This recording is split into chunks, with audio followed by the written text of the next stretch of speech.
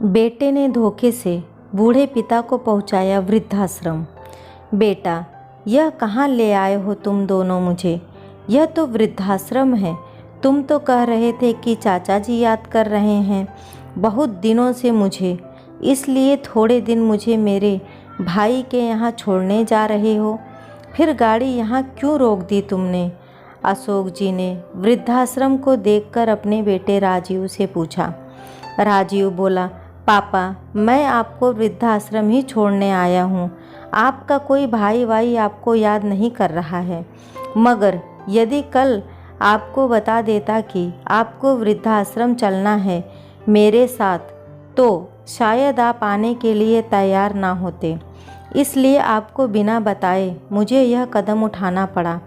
Car में आगे की सीट पर राजीव के बगल में बैठी हुई राजीव की पत्नी रोमा बोली, पापा जी, टाइम वेस्ट मत कीजिए और कार से जल्दी उतर जाइए।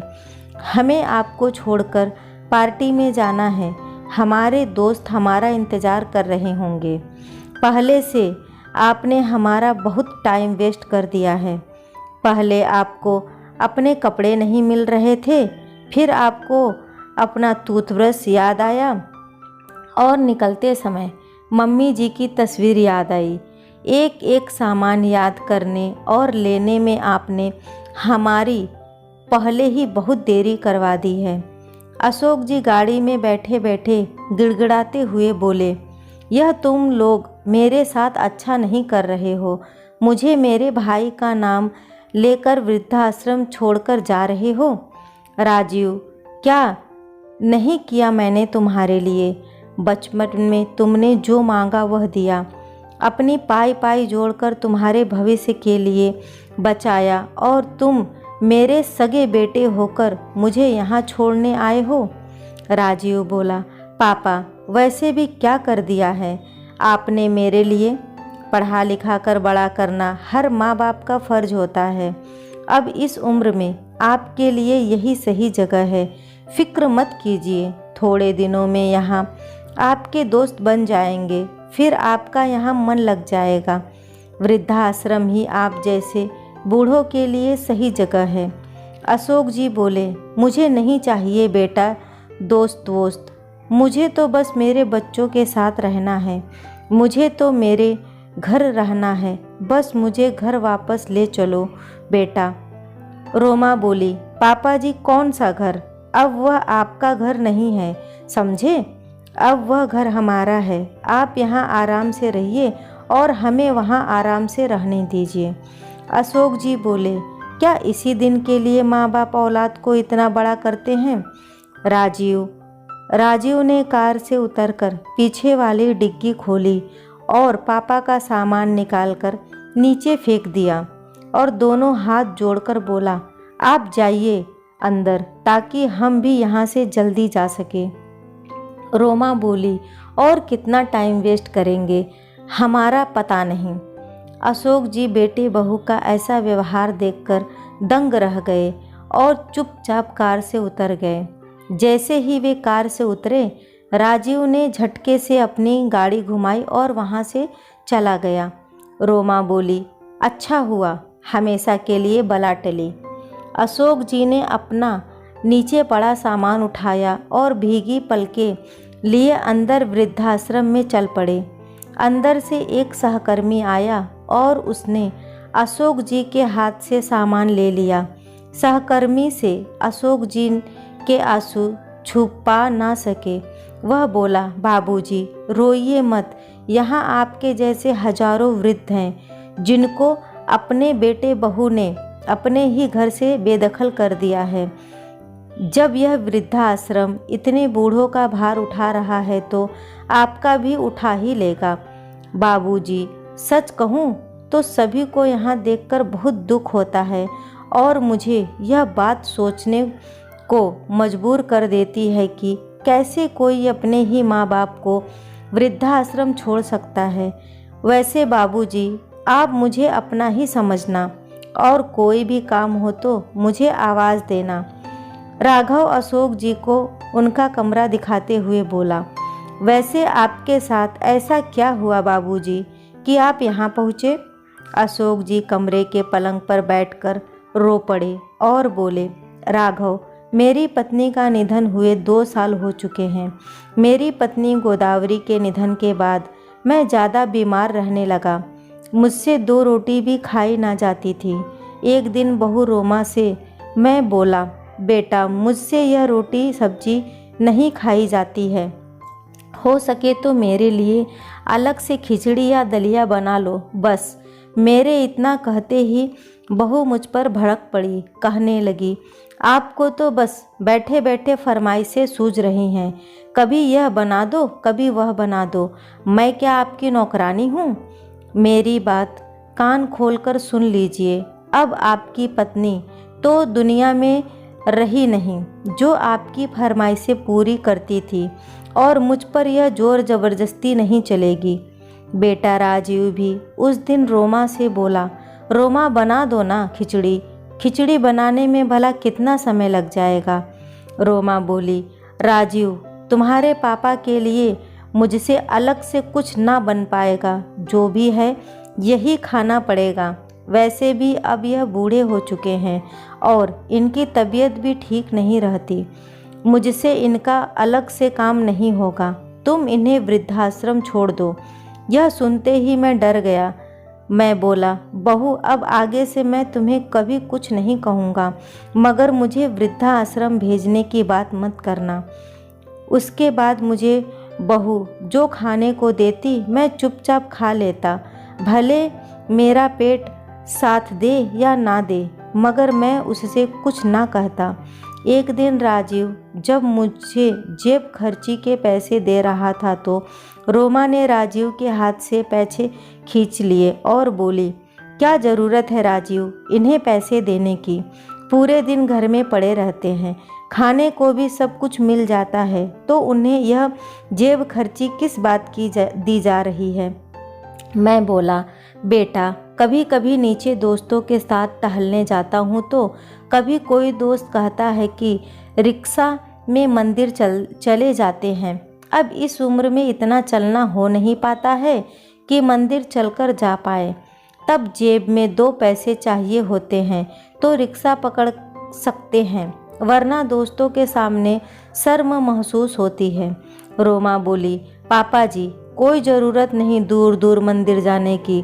हमारे बगल वाले मंदिर ही जाया कीजिए ताकि रिक्शा के पैसे बच पाए।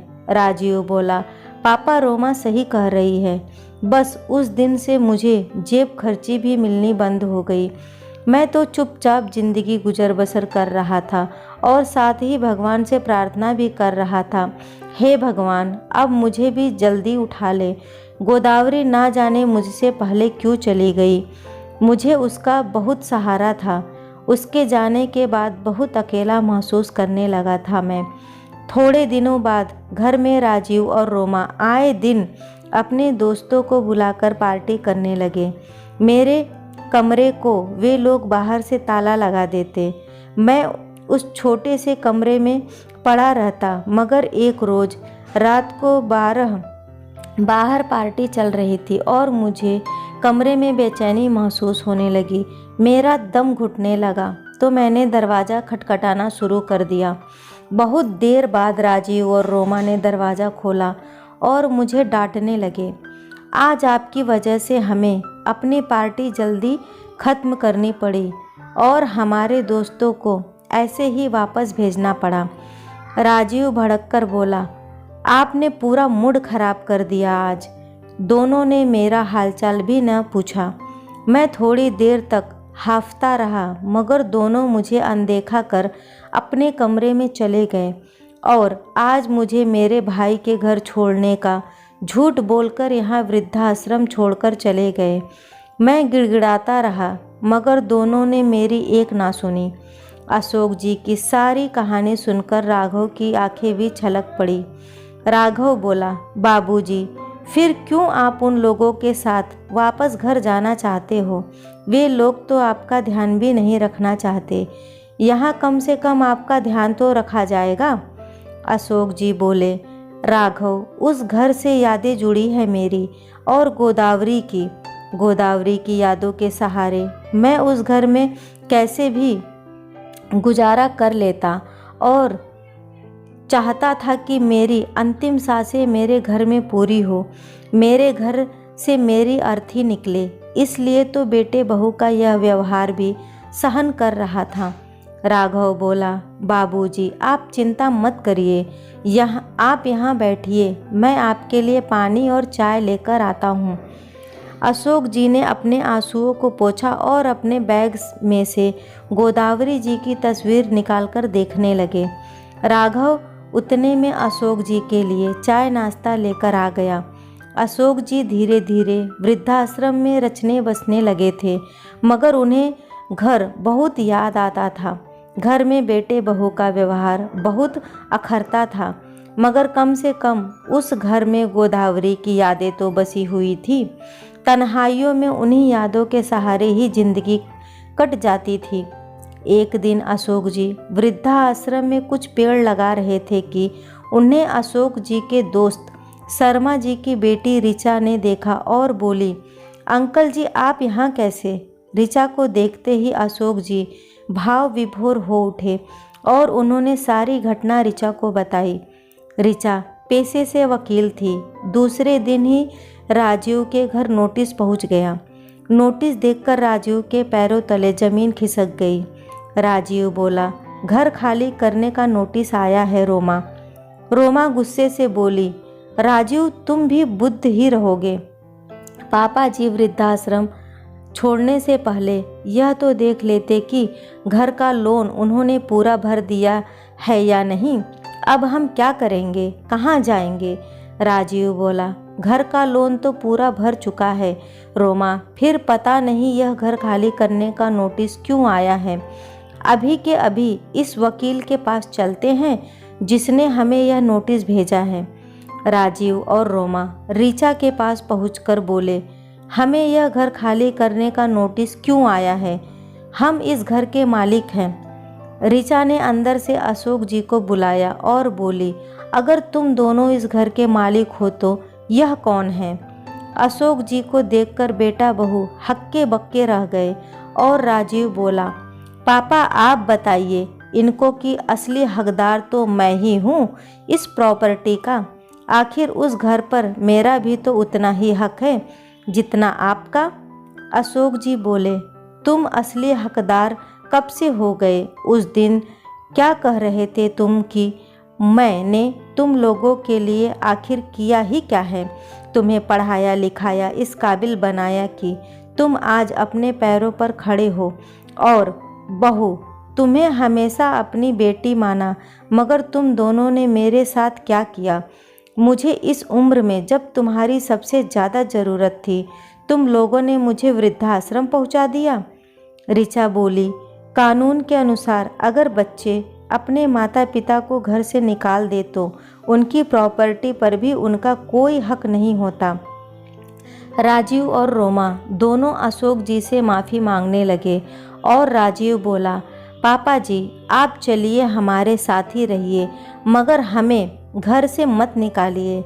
रोमा बोली, पापा जी आप तो मुझे अपनी बेटी समझते थे ना, आप हमारे साथ ऐसा कैसे कर सकते हैं? ऋचा बोली, तुम दोनों अपना यह नाटक बंद करो। जो बच्चे अपने बूढ़े माता पिता को यूं घर से निकाल दे, ऐसे बच्चों को कभी माफ़ नहीं किया जा सकता। अशोक जी को ऋचा ने हौसला दिया था, जिससे अशोक जी में वापस आत्मसम्मान लौट आया था और वे बोले, तुम दोनों मुझे क्या रखोगे? मैं ही अब तुम दोनों को अपने साथ नहीं रखूँगा। मैं तुम दोनों को मेरी प्रॉपर्टी से बेदखल करता हूँ। आज बहुत दिनों बाद अशोक जी का खोया आत्मसम्मान वापस लौट आया था। दोस्तों, क्या अशोक जी ने सही किया? मुझे कमेंट करके ज़रूर बताइएगा। वीडियो को लाइक और शेयर करना न भूलें। चैनल पे पहली बार आए हैं तो इसे सब्सक्राइब ज़रूर करें। कहानी सुनने के लिए आपका बहुत बहुत धन्यवाद।